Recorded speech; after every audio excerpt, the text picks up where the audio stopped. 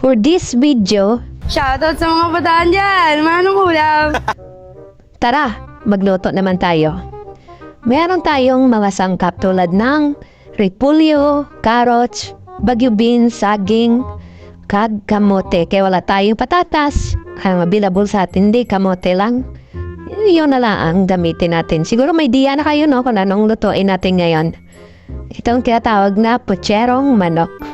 Ito na, naglagay na ko sa chicken oil natin. Kung wala yung chicken oil, pwede naman ng ordinary lang, ha, oil. Ilagay ko na yung bawang, sibuyas. Tapos halu-haluin na natin yan. Halo-halo, ilagay natin yung ating kamatis. No? Pero kung hindi kayo naglalagay ng kamatis, huwag nyo na lang lagyan. Pero sa akin nilagay ko na kay sayang naman. Isang piraso na lang man natira. Yung ko ilagay ko na lang sa masira pa. Ito na, halo-halo ko na para lumabas yung aromatic sa ating mga sangkap bago natin ilagay yung ating manok. Ito yung manok na isang buo binili natin sa palengke.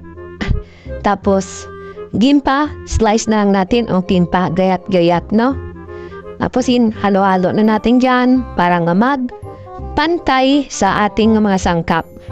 Tapos naglagay ako ng patis, konting patis lang. Tapos yung ating tinatawag na tomato paste kag tomato sauce. Pero kung wala ayaw tomato paste, kahit ketchup, pwede lang yan. Basta wag lang pa. Depende na kung ano karami ilagay nyo. Kasi hindi pareho kasi yung tomato sauce kag ang ketchup o kung tomato paste. Ito din para marami ako na ng tomato sauce kasi para nga mas madanda tignan yung ating niluluto. Ito na, gihalo-halo na natin dyan. Samtang magpalambot tayo ng ang ating manok, nilagay ko na lang yung ating kamote kaya medyo matigas-tigas to. Kaya nga ako na, kung may patatas kayo pwede rin. Kasi sa dito, available sa amin, sa bahay, yung kamote, kamote na lang nilalagay ko. Tapos nilagay ko na yung ating saging. Ito na palambutin na natin yan. Mura lang ito nabili ko yung mga saging nito kay pwede lang tayo kabili 20 pesos, marami na.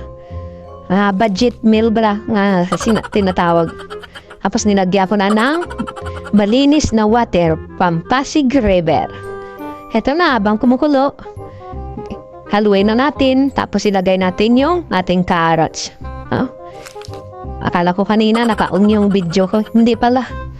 Kaya huli na bago ko nilagay yung natirang carrots. Ito na